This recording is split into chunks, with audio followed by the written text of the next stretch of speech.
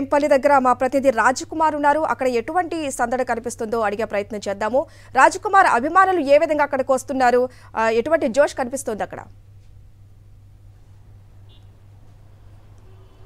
హరిత, మేమంతా సిద్ధం బస్సు యాత్రకు సంబంధించి వేంపల్లి క్రాస్ రోడ్ ఇరుపుడపాయకు చేరుకున్న తర్వాత వైఎస్ఆర్ ఘాట్ వద్ద ఆయనకు నివాళులు అర్పించిన తర్వాత అక్కడి నుంచి స్టార్ట్ అయినటువంటి next station Vempalli. So Vempalli దగ్గర పూర్తి స్థాయిలో ఆయనకు స్వాగతం పలికేందుకు మేమంతా సిద్ధంగా ఉన్నామని చెప్పేందుకు పూర్తి స్థాయిలో ఇక్కడ వేంపల్లి జంక్షన్లో ఉన్నాం. రైట్ నౌ చూసుకోవచ్చు, ఎక్కడ చూసినా కూడా వైఎస్ఆర్ సిపికి సంబంధించినటువంటి జెండాలతోటి పూర్తిగా అలంకరించడం జరిగింది. మేమంతా సిద్ధం అంటూ ఇక్కడ చెప్పేటువంటి ప్రయత్నం చేస్తున్నారు. సో ఈ కూడల్లో దాదాపుగా ఒక 5 నిమిషాల పాటు ఇక్కడ ఆగుతారు. ఇక్కడ ఉన్నటువంటి ప్రజలతో కొంత మమేకమయ్యేటువంటి అవకాశం ఉన్నట్టుగా తెలుస్తోంది. ఎందుకంటే వేంపల్లితో ఇతనికి అక్కడ జగన్మోహన్ రెడ్డికి చాలా అనుబంధం ఉంది. చాలామంది ప్రజలంతా కూడా ఆయన రాక కోసం ఎదురు చూస్తున్నాం. మనం వెనకాల వైపు చూసుకోవచ్చు, ఏదైతే మేము సిద్ధం అనేటువంటి బస్సు యాత్రకు సంబంధించిన బస్సు ఉంటుందో, సో ఆ బస్సుకు సంబంధించినటువంటి ట్రయల్ రన్ ఒకటి ఇక్కడికి రావడం జరిగింది. సో అలాంటి బస్సు పైనే పూర్తి స్థాయిలో జగన్మోహన్ రెడ్డి ఇక్కడ వేంపల్లి నుంచి తన తొలి అడుగును ఇక్కడ నుంచే వేయబోతున్నారని చెప్పుకోవచ్చు. బస్ యాత్రకు సిద్ధం సంబంధించినటువంటి దాంట్లో సో వేంపల్లి నుంచి ఆల్మోస్ట్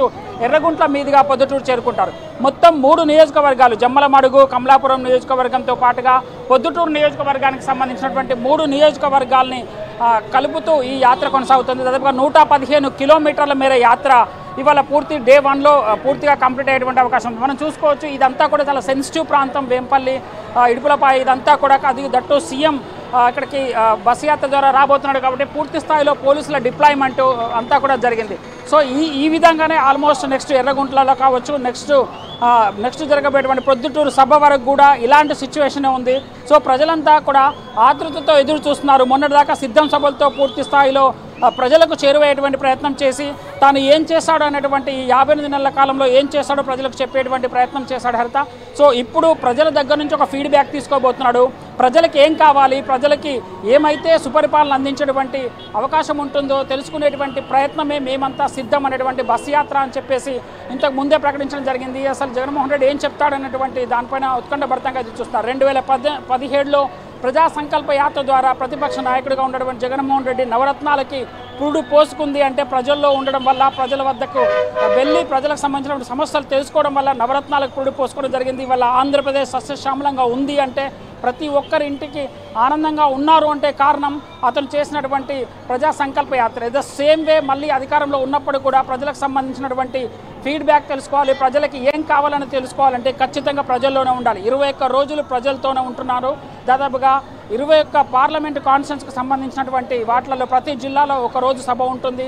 అక్కడ ఉన్నటువంటి ప్రజలతో, ఇంటలెక్చువల్తో మాట్లాడే ప్రయత్నం చేస్తాడు. సో అక్కడ వాళ్ళతో మాట్లాడిన తర్వాత మరొకసారి మేనిఫెస్టో 2024కు సిద్ధమవుతోంది.